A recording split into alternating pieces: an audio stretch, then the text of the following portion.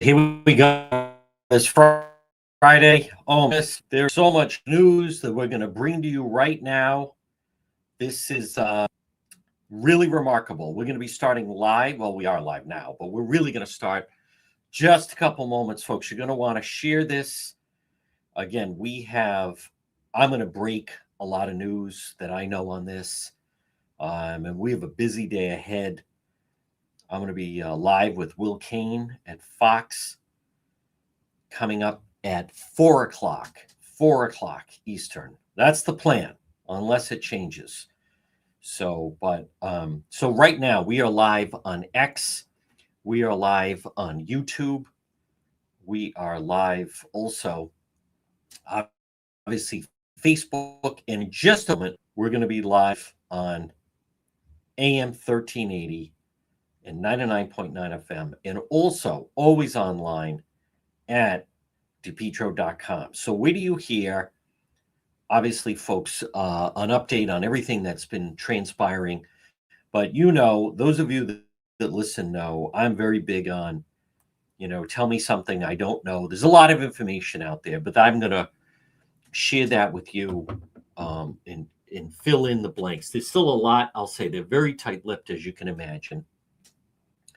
But we're also going to speak with our legal analyst, attorney Stephanie Murphy. So as you can tell, there's if anything we've learned, I want to push back on some of the people that were criticizing social media, because social media solved this case. Social media solved this case without question, in my mind. So, and I want to share that with you. But we're going to start officially in just 2 minutes. I also, I want to be objective here. If you haven't heard it, it's worth watching the press conference done by the U.S. Attorney in Massachusetts, Leah Foley. I mean, what a powerhouse. She is a force. I think some of the locals could learn from that. But folks, share that you are watching. I can also switch to our breaking news, because that's what this is. Here we go. Yep. Well, also, actually, we could plug the website. We don't actually have details on DePietro.com, but I always like to do that. But we've learned a lot. I've learned a lot. I have been working, as many of you know, nonstop on this. Thank you, everyone, for all your kind words. Thank you. Remember, if you're on Facebook, you can send stars. It's the giving season. Is there someone else that put in more effort? We were on scene at 4:45 on Saturday. Does anyone think we have stopped? And I'm still going. So we have a lot. If you're on, thank you, Chris. If you are on YouTube, you can do super chats. We're gonna start, folks. I do want to remind you, this time of the year, PR Landscape Materials and Garden Center, Christmas is less than a week away. Stop in and see them, 3688 Quaker Lane in North Kingstown. So first of all, I do want to give credit to Leah Foley. She is the U.S. Attorney in Massachusetts. She did a briefing. It was only 18 minutes. She was the only one that spoke. The colonel of the Massachusetts State Police was next to her. And I thought it was flawless. If you haven't seen it, it's online. The Boston stations had it. I think they did, like, on their Facebook page. But it fills in a lot of details. And so I want to share with you just some of my thoughts. We are going to speak with our legal analyst and expert, attorney Stephanie Murphy, coming up. I want to thank you, everyone that's becoming a subscriber to our Facebook page. But I will tell you, and I want to be as candid as possible, my head is spinning that with everything that we were told during the week. And I want to point out, I know that a lot of people have been tough on the Providence Police. The Providence Police, Massachusetts State, everyone, when it came together, were able to pull this, together, obviously, and then get a lot more information. But the weak link here, without question, is University. So it's just some of my thoughts. I'm going to give you new details. I am. And I've been checking, and I'm the only one that has this stuff. But when my mind was blown was this guy was in the building, in the bathroom. Thank you for that. Thank you. On Saturday, we kept, as a matter of fact, he was in the area for 2 weeks. You know, on X, I posted on Tuesday. I asked the FBI, this MIT professor, he's not Jewish. I know I said Jewish. I thought I initially had seen that. Up top above him, there was someone lighting the menorah candle. But MIT professor, and excuse me, not Jewish. But how about went to school in Portugal? So there's still not a lot known about the gunman. But here's what we've learned. And some of this is on some social media. Some things are not. I know the name. I'm not going to play cat and mouse, but I do know the name of the person. Now, I think he is afraid. His first name is John. I have his second name. I'm not prepared to release that yet. But very clearly, he did nothing wrong. I believe he is entitled to the $50,000 reward. I think so. There's a lot of people to credit here. I've heard the Rhode Island State Police were fantastic. Obviously, to me, the command staff, Colonel Oscar Perez, Deputy Chief O'Hara, but Major David LePayton was, 40-year veteran running this investigation, did a phenomenal job with his team, and they were on it on Sunday. But some of the things I have. So this individual, and Leah Foley, the U.S. attorney, she maps it out very effectively, and I didn't hear that in the Rhode Island press briefing. But he was switching plates. That threw them off. They did have flock cameras. I understand that police can't tell us everything. But I think that there were some certain things that obviously, they decided not to share with the public. So I'm not going to second guess them on that. But him switching plates of Maine and Florida definitely threw off the police with the flock cameras. The connection with Brookline really came into focus, that it was the rent-a-car. Now, I think it's also interesting. His credit cards that he was using, they were not in his name. This is, I think you have to look at this as almost like this person, he operated in offshore accounts. I haven't heard any. He had offshore accounts. Where did he get his money? Still unknown. Claudio, still unknown where he got his money from. Offshore accounts. From what I understand and have been able to learn, there is a treasure trove of information in this storage locker in New Hampshire. New Hampshire is a lot, what he put in there. So credit cards not in his name. I believe Leah Foley, U.S. attorney, said that he used a Google phone that can be harder to ping. So I think that's interesting. Offshore accounts, all this criticizing of Sia. It was the Reddit message that this individual posted that's what really, to me, broke it open. There's all these leads, but then I've heard he doesn't want John.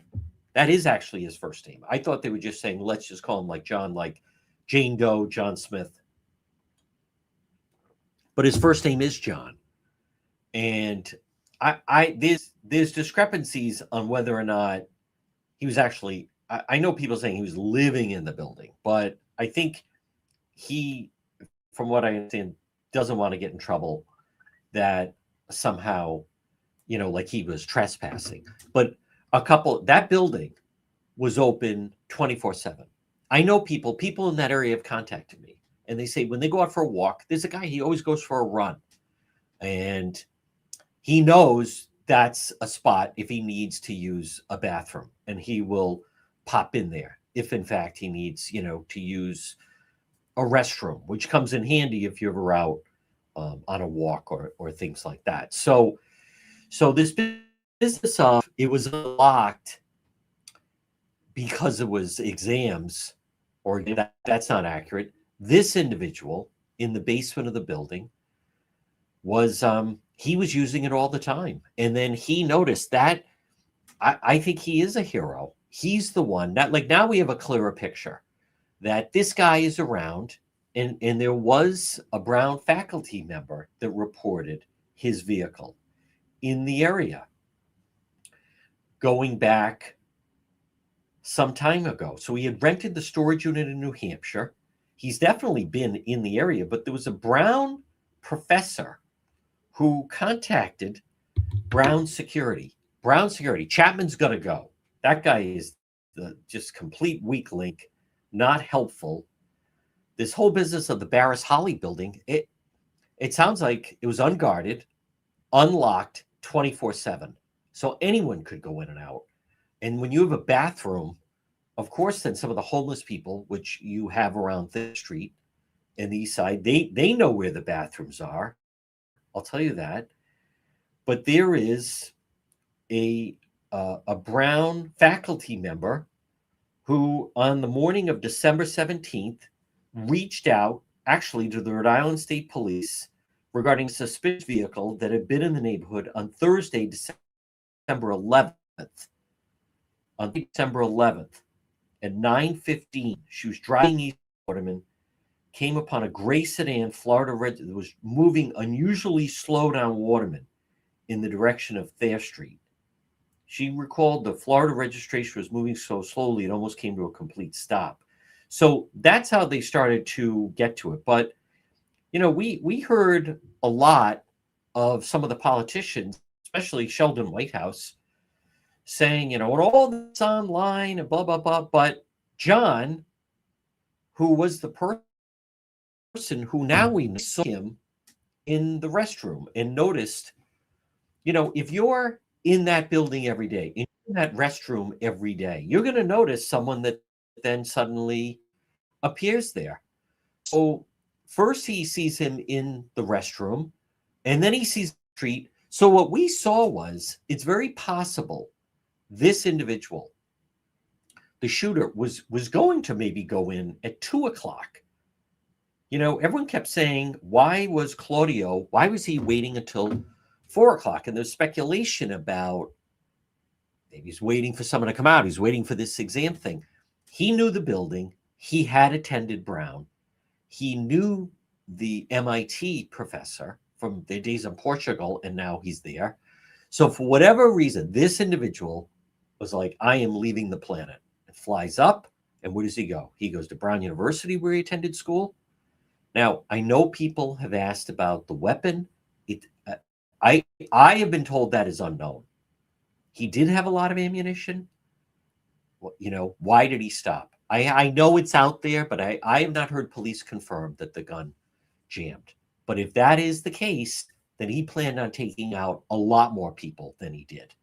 So that was one, he gets out of there. And then Monday night, he goes up to Brookline. Now, I did ask, I posted the video of me asking the FBI. I now realize they were just actually being very cautious about it, but clearly that entered. But the fact that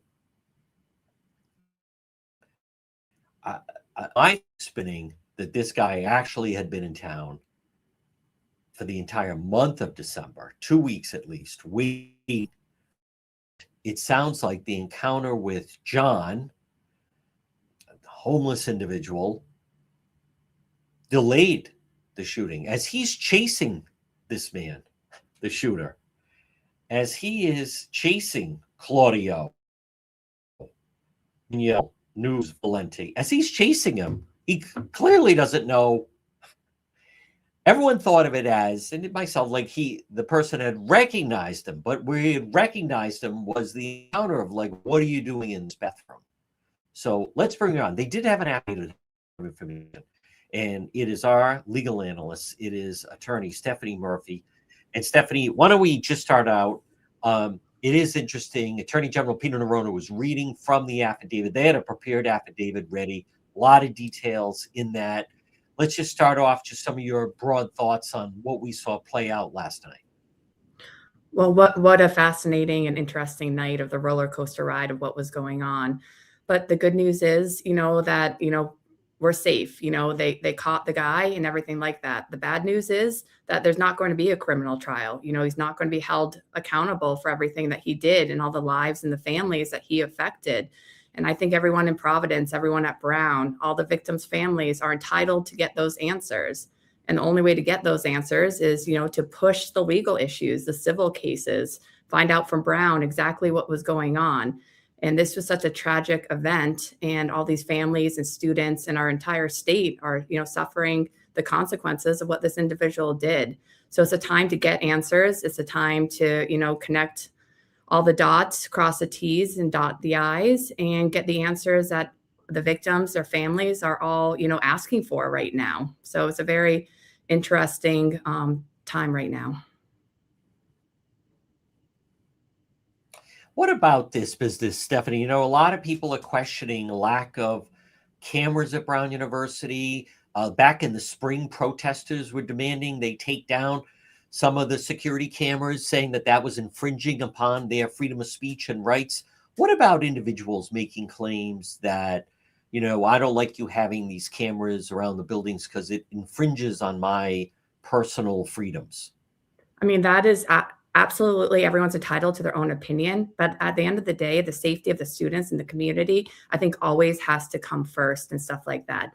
Denying access maybe to some people or, stuff like that in terms of cameras or video footage. But those cameras need to be there, especially at this day and age. It's an expectation that, the cameras are there. It's kind of a unique circumstance, as we learned throughout the week, that the cameras weren't there or they weren't working. So I think everyone's entitled to their own belief and maybe don't want to be on camera. That's fine. But at the end of the day, I think the community needs to be safe, and cameras are absolutely one way to deter violence and to keep people safe and to solve crimes a lot more quick. And Stephanie, I mean, now this is larger. U.S. Attorney Leah Foley, she certainly made the link in Massachusetts that this individual, not only Brown, but then was responsible for the MIT killing that professor. If now we've actually learned, it sounds like he then went to that storage facility in New Hampshire 1 hour after he left Brookline with, the MIT professor. And so, I mean, they haven't determined, but then I guess he never came out of there. So they don't know exactly when he took his own life, but then he did go and take his own life. However, if in fact that had not happened, and if in fact they had captured him, that sounds like they had very, very serious charges against this individual. Oh, very serious charges, up in Massachusetts, up in Rhode Island, crossing state lines. I mean, it doesn't get more serious than, what happened over the past weekend for both Rhode Island and Massachusetts. Very, very serious charges. So, but unfortunately, fortunately and unfortunately, the criminal trial won't happen. He won't be held accountable and everything like that. But fortunate, the police caught him and he's not a threat to the public safety. What did you make of the role Attorney General Peter Neronha played? I mean, he was very prominent at the press conferences. He would step in, I want to clarify that. He's doing television interviews. The reason I mention that is, I obviously, when I'm at a crime scene, I can tell when Steve Dambruch shows up, okay, now it's a homicide. That's why they're here. But we haven't seen that in the past. What is your general impressions of that? Well, I think Rhode Island has been so fortunate and haven't had a mass casualty event before. And I think, at the end of the day, I think the hope was that, we would catch the guy and the state of Rhode Island, before the MIT connection, would be prosecuting him. So Peter Neronha's job would be to prosecute this individual and prosecute every single person who had a role in it also. So, I mean, he's also, the Attorney General not only does criminal stuff, but he does civil stuff too. So I think his role in this incident is, both criminal, both civil. And absolutely, if they had caught this individual and he went to trial, it was Peter's office that was going to be prosecuting this case, most likely. Yeah. And I also just want to hear your thought. I just think from a communication effort, I don't know if you had a chance to see U.S. Attorney Leah Foley. I mean, I as someone that's been living this, she steps forward. There's one voice. She delivers it. Boom, boom, boom. Goes right down the line. 18 minutes. I don't know about this. If anything, my only criticism would be I think there were just a little too many cooks in the kitchen with the way some of these briefings were going locally. That's just my thought. John, yeah, I no, want to give you any other passing thoughts you have on this. Yeah, I went to your page and watched the 18-minute, talk and speech that was given. It was very, comprehensive, cohesive, one voice, one unity. Like I said before, Rhode Island hasn't had to really deal with this before. So I think we learned a lot of lessons of what the public needs to know, how to talk with the press, what the public wants to hear and stuff like that. And hopefully we'll never have another event like this ever again. But I think we learned a lot of valuable lessons of how valuable the public is and how you have to keep the public informed. And really, in all the recent cases recently, it's really the public that is coming forward and helping the police, solve the crimes. Whereas in past, the police were doing their investigation. And now with all the technology, the public's really, really needed. And their role is very important. But they also have to be informed and kept informed and just believe in what's being said and the people who are saying it. So I think we have learned a lot from this. And I think it will be a great learning experience if it's ever, needed in the future. I'm just curious, legally, do you think this individual from the east side, do they legally, is just your opinion, is he entitled to that $50,000 reward? I would hope he is, in all honesty. Legally, whether or not he's entitled to it, it's pretty clear that he absolutely, even the FBI, people are saying because of him, we are where we are. So he's absolutely played such a critical role in it and stuff like that. I hope the government or anybody wouldn't use some legal language in, the proposal that would prohibit him from getting it. But absolutely, I think he's entitled to it. I think he should ask for it. And whatever he wants to do with the money is his choice and stuff like that. But I absolutely think he should be entitled to it. And I can't think of something that would legally bar him from it, but maybe the wording. But I hope that it doesn't have to go to a legal battle for this. I did hear someone say to me last night after the press conference well, the reward was for successful conviction of the person. But like, wait a minute, this guy, if he had not come forward, he's still up in the storage unit in New Hampshire, and they still don't know, where or he like is. For the man, right? I hope.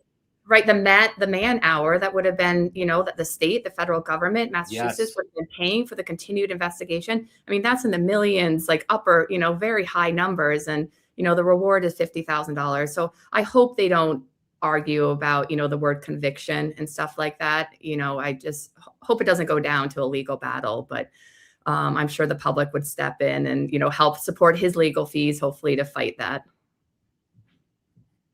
Stephanie, one last thought is, and it's more just an opinion thing, but this showed me that our local law enforcement and politicians, and I'm not trying to drill down just on them, but they haven't figured out about how to effectively harness social media, because what we were hearing was, Senator Sheldon Whitehouse gave a speech like, oh, this is terrible, and all these theories and these true crime people, and they're pointing out different people. But the fact of the matter is that individual, John, who was in the building that had the confrontation, who we see, they're playing a game of cat and mouse where, the gunman is going around the block with them. He posted about that on Reddit. Now, my impression is that local law enforcement was inundated with so many different leads that they're trying to sift through all these different, he's here, he's there, I think that's the person. But because he posted that on Reddit, social media, some people were then amplifying it and encouraging him, hey, you got to talk to the police. And his Reddit post kind of rocketed to the top, because then it really tied in with the vehicle they were looking for. So I know that a lot, and even Brown was saying, enough of this social media stuff. But I think they need to figure out a way. It's certainly, you want the help of the public, but you don't throw the baby out with the bathwater. If then, as a result of that, they can be very, very helpful. Right? It's a catch-22. You want the public's help, and then you don't want, conspiracy theories and stuff like that. But, someone, if they weren't careful enough, would have looked at, John's statement as a conspiracy theory or something like that and thrown it out the door. But because people were asking questions and telling him to go forward and stuff like that, you're right, John, it got escalated to the top and it got more traction. But, but for social media and people responding, it wouldn't have gotten the traction and would have gotten lost in the shuffle. So I think, like I said, it's a learning lesson for everybody, but I agree. Social media can absolutely be a tool, and you don't want to take that away from an investigation or cut it off. And I'm really happy in this case that people stepped up on social media, responded, and elevated, what he was saying to the top, and ultimately led to him giving a statement. Folks, it's attorney Stephanie Murphy. There's other facets of this, but that's for another day. It is a week we will never remember. Stephanie, I want to thank you for, that was there was quite a moment the other day. The federal agents coming up to me as I'm talking to you, and they're going door to door. But thank you for your insight, and we'll talk to you again. Well, John, thank you for everything. You really kept the public informed with the straight facts. And I know I, as an attorney, appreciate the straight facts. And you were, a resource that I turned to throughout this week to figure out what was going on. And I know a lot of people say the same thing. So thank you so much for, your service this week and keeping us all informed. All right, folks, attorney Stephanie Murphy right here on the John DePetro Show. Now, I want to go through some of the details. Now, again, it's hard when you're in the vacuum. A couple of random thoughts. And here's what's going to happen. Now, this afternoon, as I said, I'm going to be on with Will Cain on Fox coming up at 4 o'clock. And then I'm confirming, I think I'm going to do another national platform after that. We will be live tonight. But a couple of things that stand out to me. I think there's a balance where law enforcement is having these daily press conferences, but they're not fully telling us. I understand the why, and they didn't want the individual to know, but there was, in fact, some of the information that was going out really surprised me. And I want to share that with you. Like, for instance, for me to learn, the whole thing of the map and all these searches, this Claudio, the gunman, he was in the building that morning. Like, to me, it should have begun and end with that. Now, I'm not Brown, custodians, like, who was interviewing? I'm going to ask questions. Who is in the Brown custodial people of, like, to me, the first thing you want to say is there anyone around here that's in this building all the time? And this, John, who is the homeless person, when I lived in New York City, there was a guy, Eugene. He was always on my street, Upper West Side, when I first moved to New York, right off Columbus Avenue, 73rd and Columbus. Eugene, he was always there. And he would sleep most of the day and come out later on, but at night. And he would earn a little extra money. And when you had to move your car for opposite side of the street parking, if you gave him $5, he'd sit in your car, and they don't ticket you if there's someone sitting in the car. So I got to know him. I gave him a coat. I would buy him, a coffee, and he always wanted a muffin and so forth. Now, my point is, people like that. So who would know of that? You would think that a secure custodial person who did tell police, there was a guy walking around here with a limp. Well, that was the gunman. I don't understand. I don't.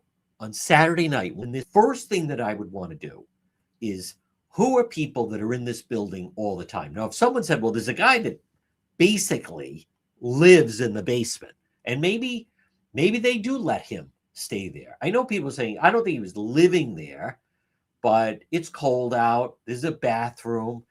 You're homeless. That's pretty valuable. I don't think he was there just all day, but a place to, if he had to, go in, get warm, again, use the restroom, and then he notices this guy that keeps coming in. So I don't understand, right from the get-go, who was in this building all the time. We were also told, people were asking about swiping. Now we learned that the basement where that bathroom is, people in the area knew you're out for a walk, you're out for a run, you can get in there. And sometimes that's all you need is a quick restroom. I can tell you, being out, when you're out covering stories, I know, you're looking for a Starbucks, you're looking for a gas station, you need to get water, you need to, again, something as simple as using a restroom facility. You start to know some of those things. I don't understand how that, I know that they're trying to say the guy on Sunday, they had to bring him in, and they were still investigating, but I was there and sensed that they took the the foot off the gas, to speak a little bit. I heard he was, from what I understand, this is far. Here's several questions. Like, they still don't know how Claudio, the gunman, how he gets for a living. Where did he get this money? I do know that Leah Foley, again, I want to praise her, the U.S. Attorney of Massachusetts. She said he was very cautious. He had credit cards that weren't in his name. Even when they said, okay, this is the person. Now, he did apparently use his name for the vehicle, but as far as the hotel, that was not in his name. So people like that can be tough to trace. I believe she said at the press briefing that he was using a Google app. So it wasn't like they had a phone to ping. I've heard that he kept offshore accounts. How many people have offshore accounts? He was attending physics in there at Brown. So this guy, the shooter, was definitely an intelligent individual. And like we talked about, and I have said, you see him walking around and he's observing and looking at cameras and planning how he's going to get out of that. And I don't want to say to his credit, people misinterpret that, but they don't have video getting into his vehicle, right? And escaping and switching the plates. Are we looking for a car with Florida plates? Are we looking for a car with Maine plates? How did he get the Maine plate? Did he bring the plate up from Florida? That has not, to my knowledge, been revealed. How did he get the weapons? Did he flew up from Miami? Were they in his luggage? Did he ship them somewhere? Did he ship them to the storage unit in New Hampshire? That seemed to be his base, that he was working out of New Hampshire. But admittedly, it turns out it was tied in. When I heard on Tuesday, or actually I heard on Monday night, that this MIT professor was killed in Brookline, I admit social media did throw a lot of things off. There were people like Laura Loomer saying he walked into the classroom or ran in yelling Allah Akbar. Well, now that totally doesn't make sense. Now it sounds like there was no anti-Semitism. Now it sounds like Ella was not the target. Peter Nerona says he was making like a barking sound. I don't know what to make of that. John, the homeless person who encountered him, said that the man he detected a Spanish dialect. That is true. Is from Portugal. So there is something about that. The way he walked with his arms behind him, that is more, technically the Azores, Portugal are part of Europe, and that is more of like a European thing. He's also much older. Initially, we heard maybe 30. Now you learn the guy's late 40s. There's so many more things, but this is someone who, this wasn't some local schlub. If you have offshore bank accounts, if you have credit cards that are not in your name, if you are using a storage facility in New Hampshire, if you're switching license plates, he was effective initially in deceiving the authorities that were trying to track him down. Now, it does sound, they have the video of the car rental place, and then it's clear as day. And that's good video, by the way, of him renting. You also see him, he's in the pose with this. So that's a common pose. He puts his hands behind his back. But you also, on top of that, he was there in New Hampshire within an hour after what happened in Brookline. So it's very possible that he went and took his own life immediately, I don't know. We don't know what's in, So is there a manifesto there? Is there an explanation there? They haven't released that. Is there a motive that is revealed there? That is still unknown. They'll track the money. Who was paying him? Was someone paying him? Was he paid to do this? That is still all unknown. That is unknown. Was he hired to do this in a sense? How did he get the weapon? Unknown. But it's interesting, the picture of the encounter on the street, it does sound like John, the homeless hero, that this individual, it sounds like maybe at 2:00 he was going to jump into action. Maybe earlier in the morning he was going to jump into action. The building was the target. He had been in that building as a student. He did attend Brown. He did know this very famous MIT professor. Was he jealous of the guy?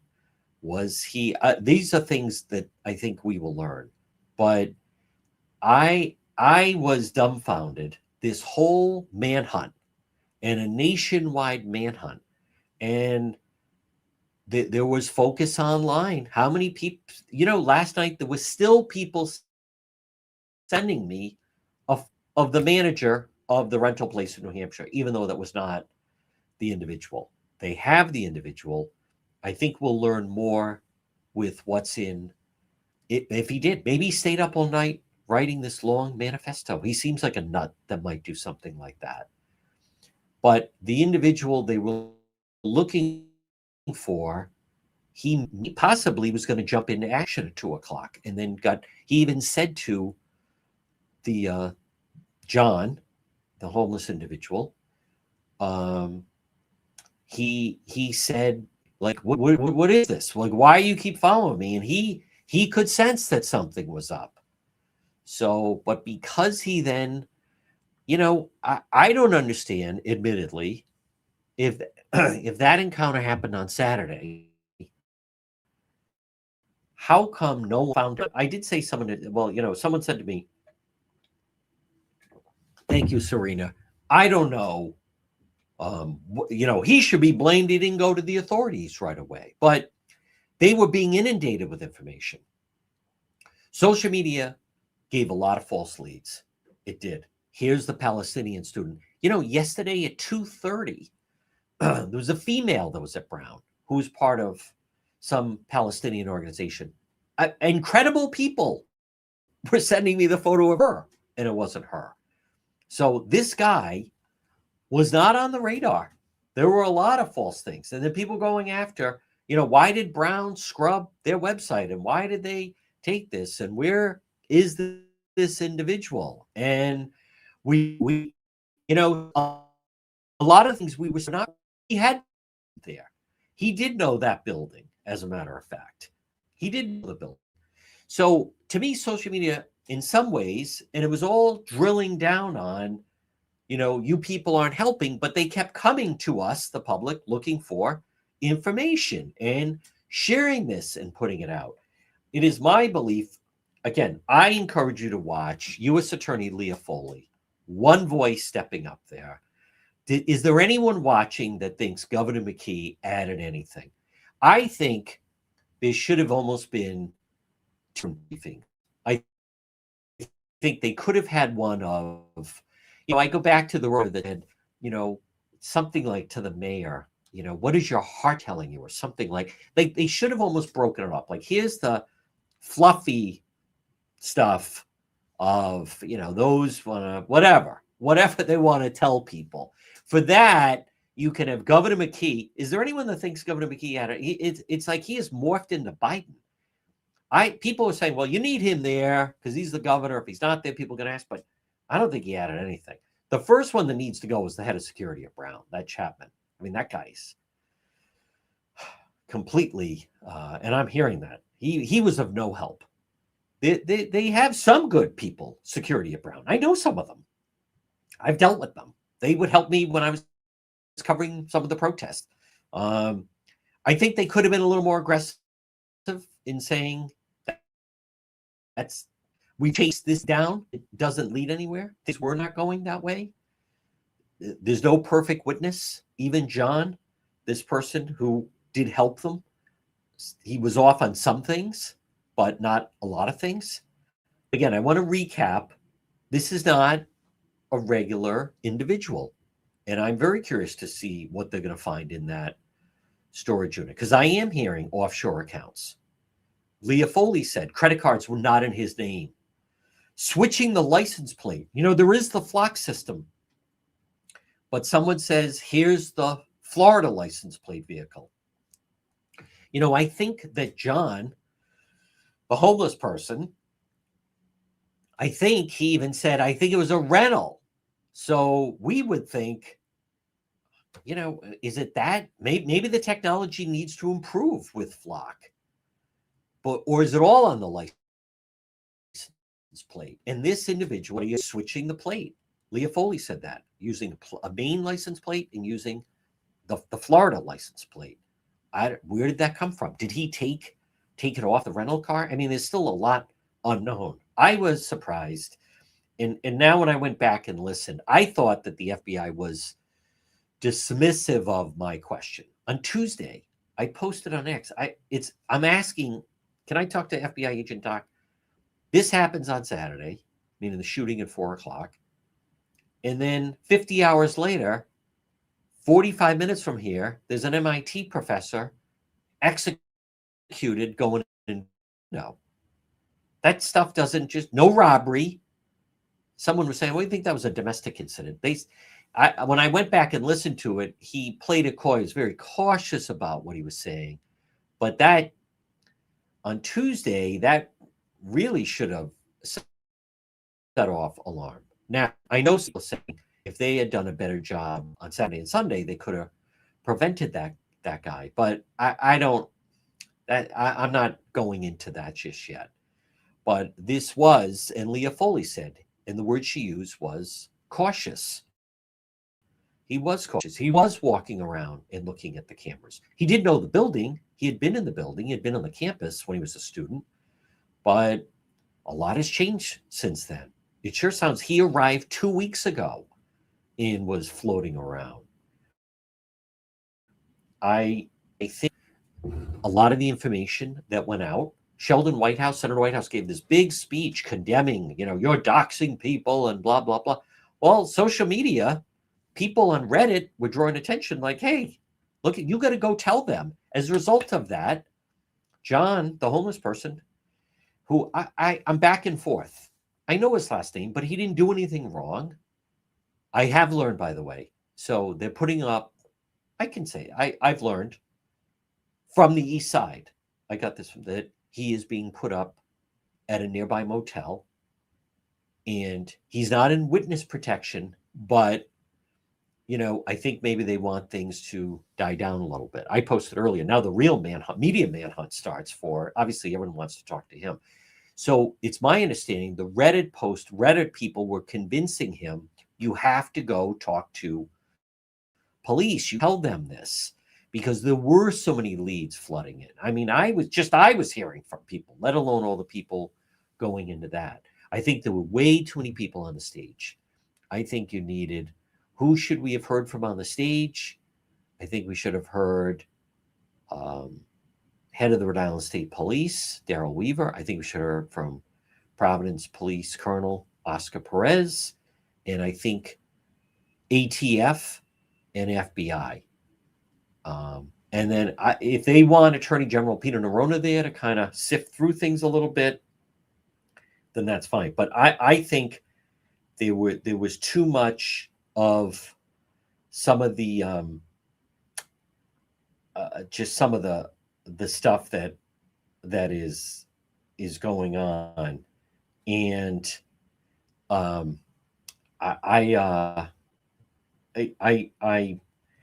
again, I get that they were going through this. And Dan McGowan of the Boston Globe, he posted a story today in Providence, dark at the moment.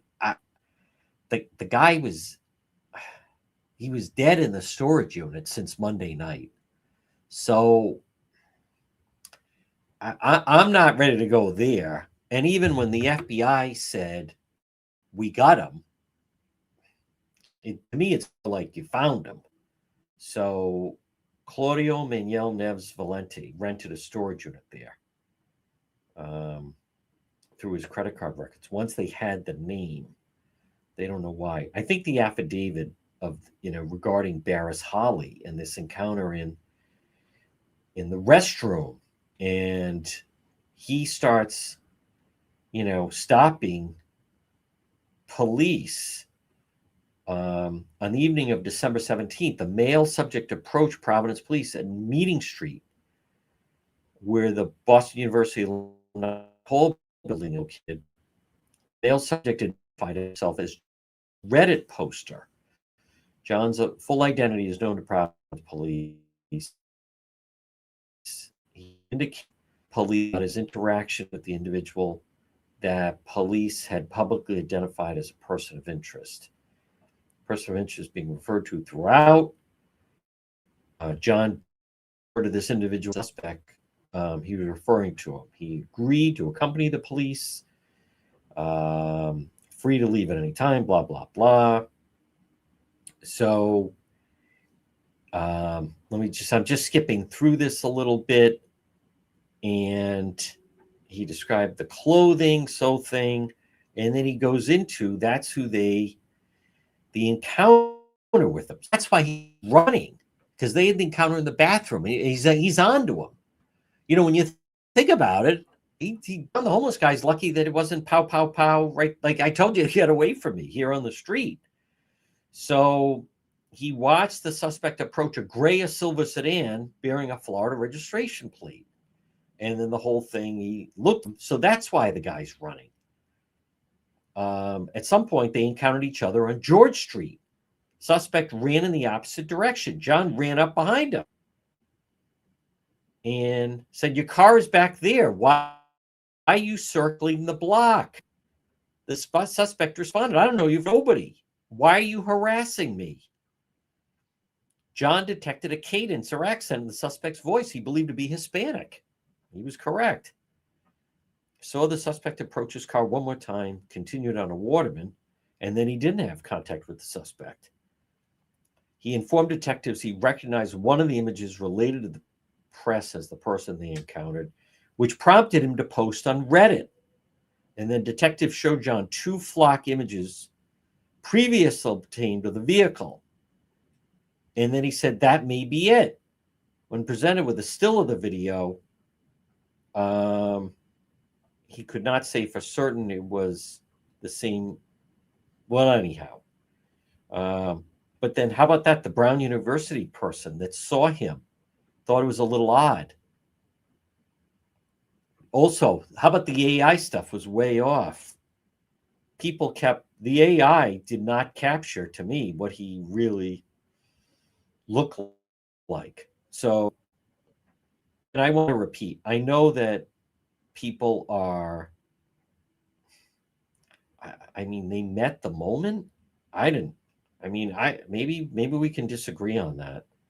I didn't think that. I think that the John the homeless guy should be in put of security. Here was the Reddit post. I'm being dead serious. The police need to look into a gray Nissan with Florida plates. He was off on the color a little bit. It's more bluish, possibly a Renault. That was the car he was driving. It was parked in front of the little shack behind the Rhode Island Historical Society on Cook Street. Now, that's where I was, and I was recreating him marching back and forth. He used his key fob to open the car, approached it. Something prompted him to back away. When he backed away, he relocked the car. Found it odd. So when he circled the block, I approached the car. I saw the Florida plates parked in the section between the gate of the Rhode Island Historical Society at the corner of Cook and George. So that's right where then he is like marching around. And then you do see him running around. So you know what else I don't understand, admittedly? And I fully recognize that some of this will seem critical of law enforcement. But what I don't understand is John the homeless guy is basically in and out of Barris Holly all the time. So if he's in and out of there, and they're letting him the base Barris Holly, use the restroom, and he's in and out of there. My point is, what I don't understand is I don't expect Providence police to recognize that individual, but I don't get how, folks, and it's so, if Brown Security just had a camera that shows everyone coming in and out of the building, I don't understand why custodial people, I mean, there are people that are in that building every day. There's custodial people, security. I don't understand why someone didn't say, I know who that, like they had to put it out. Who is this person? He had the chance encounter with him. I don't understand why that would hit that level where someone connected to Brown University would not say, I know exactly who that is.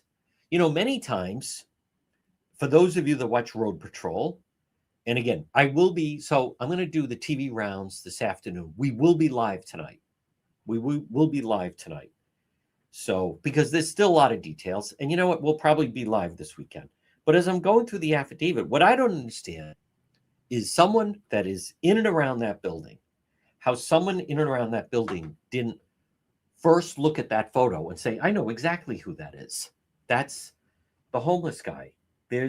He's always in here, right? Like, and what I meant to say was, for those of you who watch Road Patrol, I recognize the people that are out on the streets many times. And they even, as you've seen, they recognize me. So do you remember, I won't get into it. Remember there was the situation, the person arrested, those who watch Road Patrol know, they were arrested right at CVS on Broad Street. And it was a fight. There's a pizza place behind there.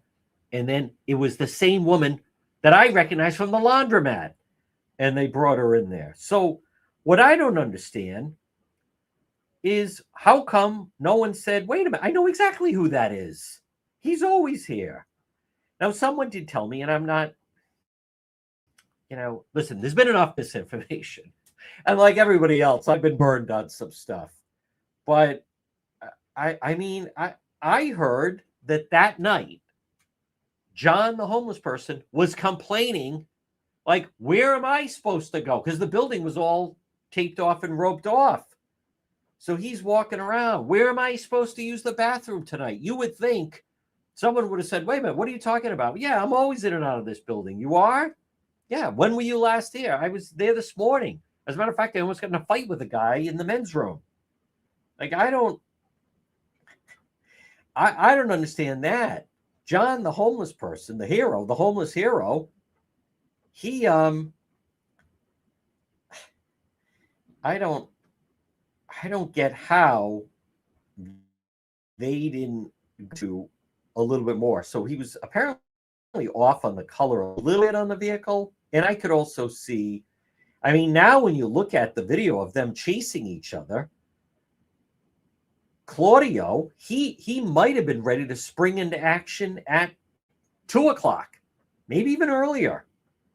But his plan got thrown off a little bit. Now, they still have not. I'll say this about Claudio, the shooter. He found an area. They don't have him, to my knowledge, they don't have him going in and out of his vehicle. So think about that. Hold on. I know I read that there was a custodial person at Brown who remembers seeing the individual when he noticed his walk. He noticed the gait, and I'm pretty sure that it was earlier in the month, from what I understand. There's just so much information that has come out, but I'm fairly certain that there was a custodial person in Barris Holly. Oh, it's at the end of the affidavit. Okay. Who then saw this individual. Custodial is mentioned. Yes. Saw him going in and out of the building and noticed the walk. Maybe it's right before all the photos and everything, because it is a 35-page affidavit. And so he's wearing a bright blue shirt, further, same outfit. He didn't change his clothes a lot. Um, Bear with me. Flock camera, North Main Street in Randall. How about that's right where Charles Gate is? So they had him there December 13th at 8:26. Gray Nissan, partial Florida registration, flock cameras. But the problem is possibly that he was switching plates. So the and then as I mentioned, you even had going back on Thursday, December 11th, a faculty member said, there was a car driving somewhat oddly, so much that they almost came to a stop. And Brown University confirms Claudio Manuel Neves Valente, former student, no current affiliation, employed. He's not currently employed, obviously, by the university.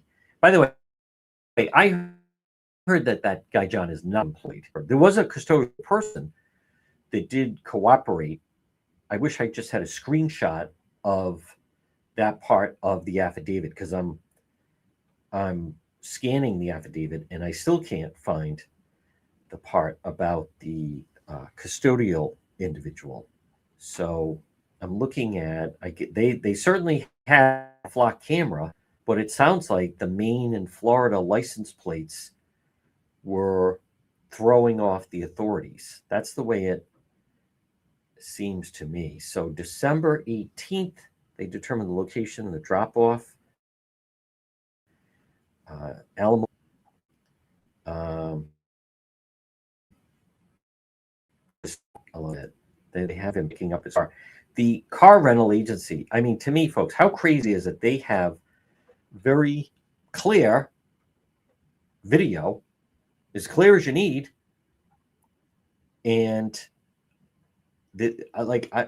in this day and age, how do you not have a video camera as simple as that of everyone that goes in and out? Everyone that goes in and out. How many people have a Ring camera at your door so you know when packages or things like that? That's all Brown had to have. Let's see what plays out with President Paxson. For her to say, I don't think, the cameras can act as a deterrent. Lights act as a deterrent. I don't hear them acknowledging that. Security can act as a deterrent. If you have to swipe your card to get into the building, it can be a deterrent. Cameras can act. They clearly act as a deterrent because this guy's going around, Claudio, looking for the cameras. So this whole business, for the life of me, I can't figure out why the president would then say,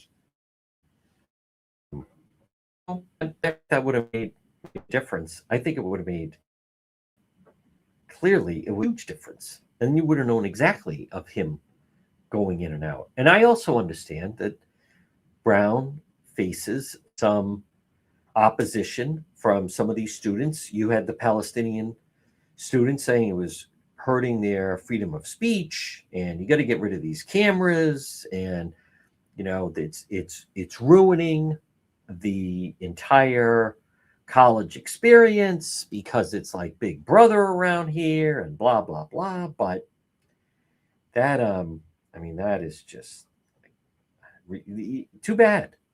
You got to have cameras. You got to have better security. You can't cave to that crowd. The fact that they have a building that is open 24/7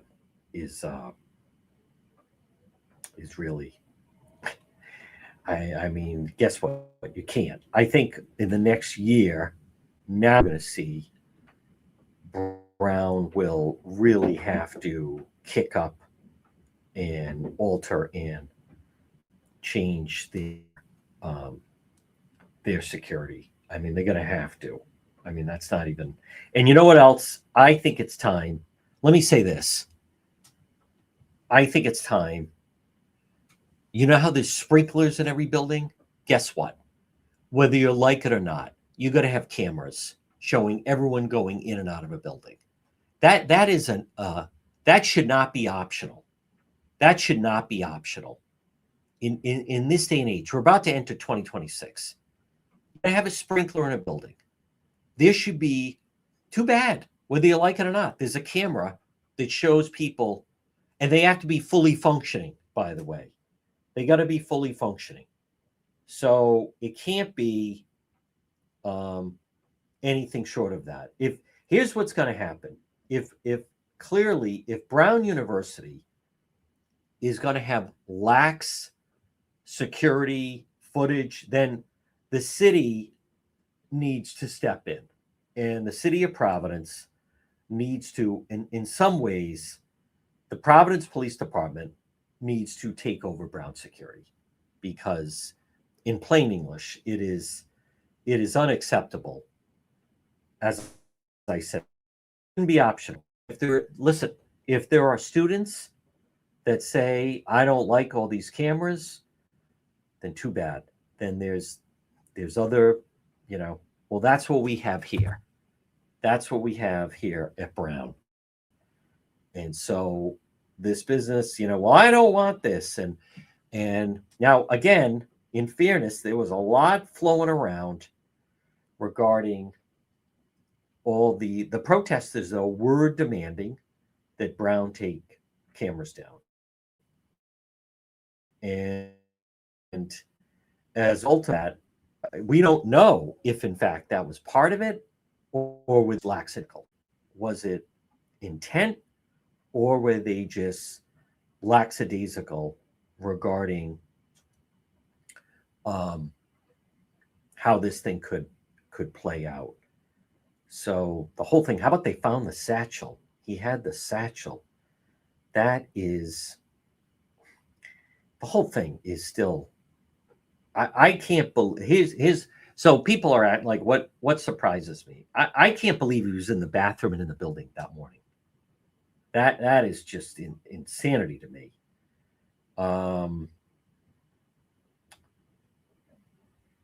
The blah, blah, blah, height and weight. To coordinate, I'm just kind of breezing through this a little bit. And I want to, let's see. And then to get ready this afternoon. Obviously, hey, Reddit is mentioned here. I can't believe, we were being lectured to, and Senator Sheldon Whitehouse, if you don't have Reddit, they're nowhere. That guy, he's still up. Claudio is still up in the storage unit, which is really incredible when you think about it. So, yesterday, if you were watching, I kept saying, actually on Tuesday, I was saying, and I even mentioned it on Jesse Waters, I think this is connected to Brookline. And it was. Only because that, it doesn't, we're not the murder capital around here. So this business that, but I as another member of the media pointed out to me, they read it as that they were just being very cautious, the FBI agent Docs, that he was just being cautious what he said. They interpret it as, how do you guys not know about this? So let's do this, folks. Again, thank you, everybody. We're going to be back. I'm going to be back later. We'll continue to go through. Thank you, everybody, for all your support. Make sure you follow the page. I think, I don't know, at least we'll see what we get. Make sure you follow all the pages. We'll be back a little bit later on.